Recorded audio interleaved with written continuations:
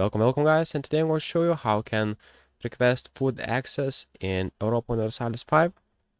So go straight to the diplomacy right here, go and select actions right here, and basically if you select the actions, you'll see access actions, and right here you can select and request food access, and you will be able to select a country that you want to request food access.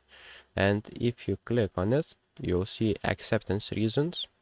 So this one will accept my propose, and right here, if they accept, what we will do, and I can't now send it because I don't have a diplomat to perform this action.